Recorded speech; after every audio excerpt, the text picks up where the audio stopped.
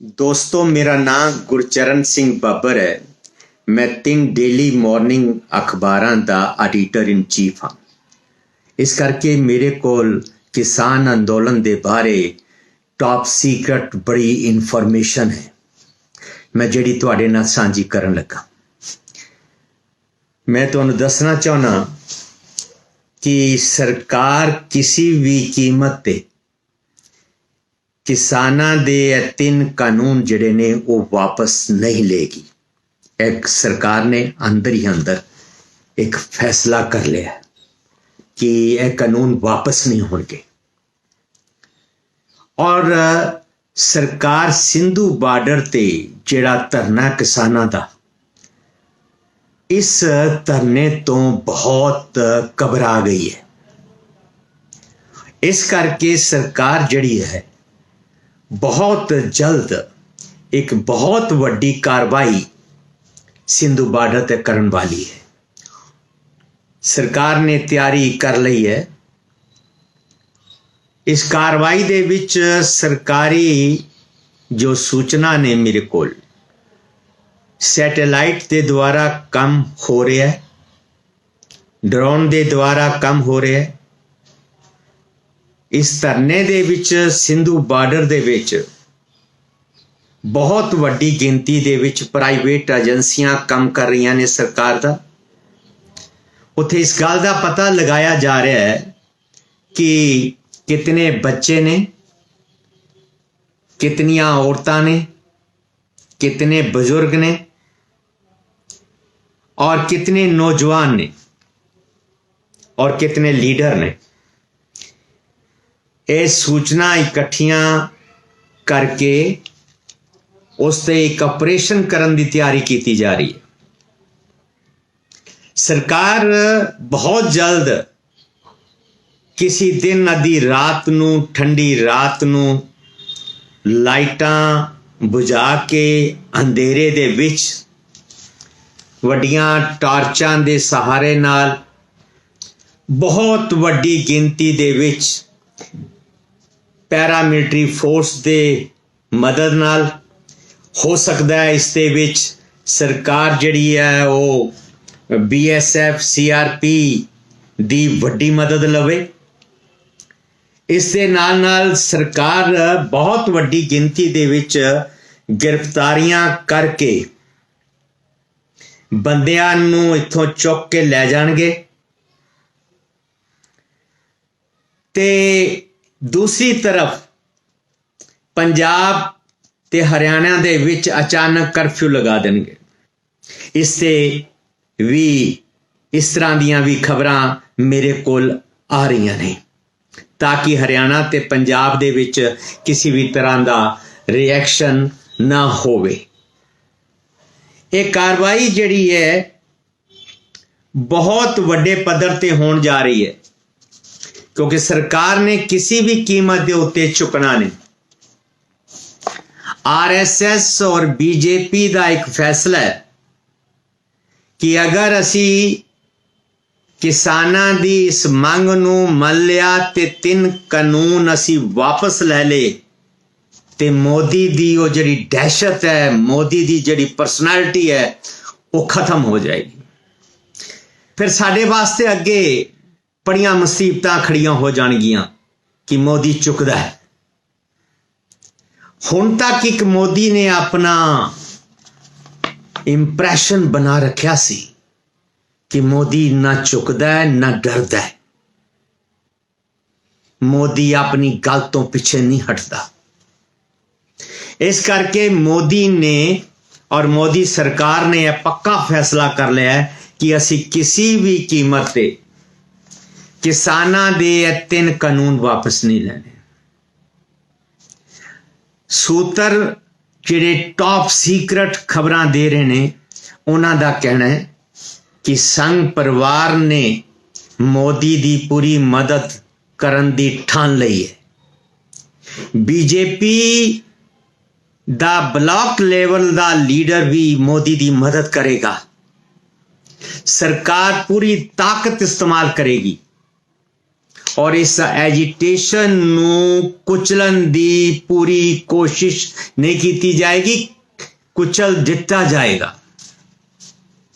ਐਸੇ ਹਾਲਾਤ ਦੇ ਵਿੱਚ ਮੈਂ ਬਹੁਤ ਸੀਨੀਅਰ ਬੰਦਾ, ਮੈਨੂੰ ਲੱਗਦਾ ਹੈ ਬਹੁਤ ਵੱਡੀ ਗਿਣਤੀ ਦੇ ਵਿੱਚ ਲੋਕ ਜਿਹੜੇ ਨੇ ਇਸ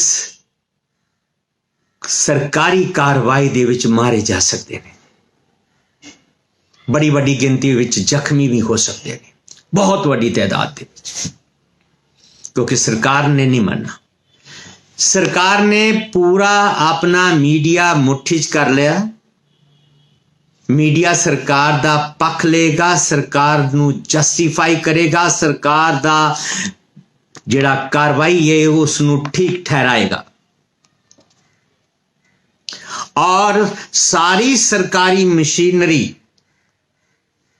जितनी सरकारी मशीनरी है, वो सरकारी मशीनरी इस एजिटेशन ਨੂੰ ਕੁਚਲਣ ਦੇ ਵਿੱਚ, ਦਬਾਉਣ ਦੇ ਵਿੱਚ ਕੰਮ ਕਰੇਗੀ।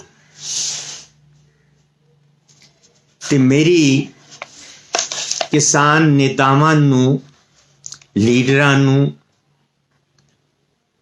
ਐਡਵਾਈਜ਼ ਹੈ, ਉਹ ਸਿਰਫ ਇਹ ਨਾ ਸੋਚਣ ਕਿ ਉਹ ਸਿੰਧੂ ਬਾਰਡਰ ਤੇ ਬੈਠੇ ਨੇ ਤੇ ਸਰਕਾਰ ਦੂਸਰੀ ਤਰਫ ਕੁਛ ਨਹੀਂ ਕਰ ਰਹੀ। ਸਰਕਾਰ ਦੂਸਰੀ ਤਰਫ ਪੂਰਾ ਆਪਰੇਸ਼ਨ ਕਰਨ ਦੀ ਤਿਆਰੀ ਕਰ ਰਹੀ ਹੈ, ਪੂਰਾ ਬਲੂਪ੍ਰਿੰਟ ਬਣ ਚੁੱਕਿਆ ਹੈ, ਏਜੰਸੀਆਂ ਟੌਪ ਸੀਕ੍ਰੇਟ ਲੱਗ ਗਈਆਂ ਨੇ, ਪੈਰਾਮਿਲਟਰੀ ਫੋਰਸ ਦੇ ਸੀਨੀਅਰ ਅਫਸਰਾਂ ਨਾਲ ਟੌਪ ਸੀਕ੍ਰੇਟ ਮੀਟਿੰਗਸ ਚੱਲ ਰਹੀਆਂ ਨੇ। ਦੂਸਰੀ ਤਰਫ ਕਿਸਾਨ ਲੀਡਰਾਂ ਨਾਲ ਗੱਲਬਾਤ ਦਾ ਡਰਾਮਾ ਵੀ ਚੱਲ ਰਿਹਾ ਹੈ ਤਾਂ ਕਿ ਕਿਸਾਨ ਲੀਡਰਾਂ ਨੂੰ ਸਿਰਫ ਇਤਨਾ ਹੀ ਇੰਪ੍ਰੈਸ਼ਨ ਜਾਏ ਕਿ ਸਰਕਾਰ ਸਾਡੇ ਨਾਲ ਗੱਲ ਕਰ ਰਹੀ ਹੈ, ਸਰਕਾਰ ਹੋਰ ਕੁਛ ਨਹੀਂ ਕਰੇਗੀ।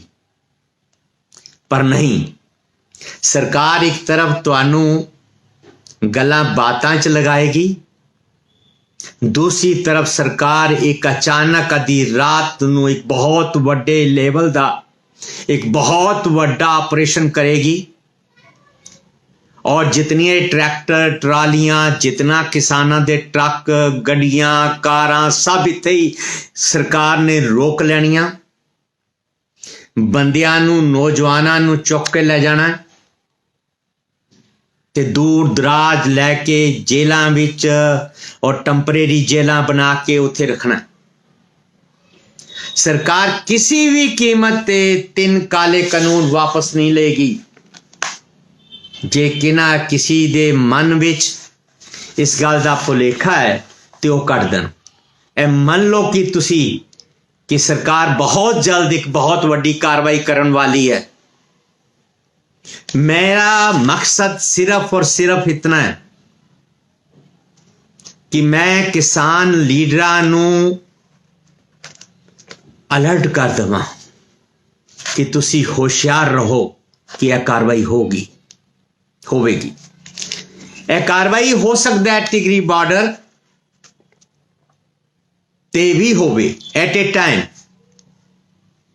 यह भी चांस ने कि गाजीपुर ਦੀ ਤਰਫ ਵੀ ਨਾਲ ਕਰਨ। ਪਰ ਜੋ ਹੁਣ ਤੱਕ ਦੀ ਖਬਰ ਹੈ, ਮੋਦੀ ਸਰਕਾਰ ਸਿਰਫ ਸਿੰਧੂ ਬਾਰਡਰ ਤੋਂ ਘਬਰਾਈ ਹੈ। ਸਰਕਾਰ ਦੀ ਚਿੰਤਾ ਸਿਰਫ ਸਿੰਧੂ ਬਾਰਡਰ ਹੈ। ਸਰਕਾਰ ਸਿੰਧੂ ਬਾਰਡਰ ਤੇ ਬਹੁਤ ਜ਼ਬਰਦਸਤ ਆਪਰੇਸ਼ਨ ਕਰਨ ਦੀ ਤਿਆਰੀ ਵਿੱਚ ਹੈ। ਇਸ ਕਰਕੇ ਕਿਸਾਨ ਲੀਡਰਾਂ ਨੂੰ ਆਪਣੀ ਨੀਤੀ, ਰਣਨੀਤੀ ਦੇ ਉੱਤੇ ਪੂਰੀ ਤਰ੍ਹਾਂ ਵਿਚਾਰ ਕਰ ਲੈਣਾ ਚਾਹੀਦਾ ਹੈ ਤਾਂ ਕਿ ਕਿਸਾਨਾਂ ਦਾ ਨੁਕਸਾਨ ਨਾ ਹੋਵੇ। ਔਰ ਸਰਕਾਰ ਨੂੰ ਮੈਂ ਐਡਵਾਈਸ ਕਰਾਂਗਾ, ਇੱਕ ਸੀਨੀਅਰ ਜਰਨਲਿਸਟ ਹੋਣ ਦੇ ਨਾਤੇ, एक किताबां दा आथर होने दे नाते, एक बड़ा सीनियर जर्नलिस्ट होने के नाते मैं सरकार नूं एडवाइस करांगा कि सरकार किसानां दे इस अंदोलन नूं दबाण वास्ते ताकत का इस्तेमाल ना करे। अगर वो ताकत का इस्तेमाल करन दी सोच रहे ने या करन दी कार्रवाई करन वाले ने, यह बहुत वड्डी इतिहासक गलती होएगी। इसका खमियाजा पूरा देश भुगतेगा। मेरी सलाह है, मोदी सरकार किसानां नाल बैठ के किसानां दियां मंगां मन लहे ते इस अंदोलन नूं खत्म किया जाए, वरना यह अंदोलन अगर जबरन कुचलन दी सरकार ने दबाण की कोशिश की तो इहदे नतीजे बड़े भयानक निकलणगे जो देश दे हित विच नहीं होणगे। सानू सारिआं नूं अपने देश की चिंता करनी चाहिए। मैं मोदी साहब नूं कहांगा, मोदी सरकार नूं कहांगा, आरएसएस और बीजेपी नूं भी कहांगा कि जिद छोड़ दो। जिद ठीक नहीं। किसानां नूं तुसी डंडा चला के उठाने की कोशिश ना करो। किसानां ते गोलियां चला के उठाने की कोशिश ना करो। आंसू गैस दे गोले छोड़ के पानी दियां बौछारां करके उठाने की कोशिश ना करो, वरना इसका असर किसानां दे पुत्रां ते पहुंचेगा जेड़े देश दी सरहदां ते बैठे ने, जेड़े फौज विच ने, जेड़े पुलिस विच ने, जेड़े BSF विच ने, जेड़े CRP विच ने, जेड़े IAS ने, जेड़े IPS ने, ये सारे रिएक्ट करनगे। इस करके सरकार नूं चाहिए ना वो धमकी दे और ना वो इस अंदोलन नूं दबाण वास्ते ताकत का इस्तेमाल करे। मैं एक बारी फिर अपने किसान वीरां नूं रिक्वेस्ट करांगा कि वो भी अपनी टॉप सीक्रेट रणनीति बनान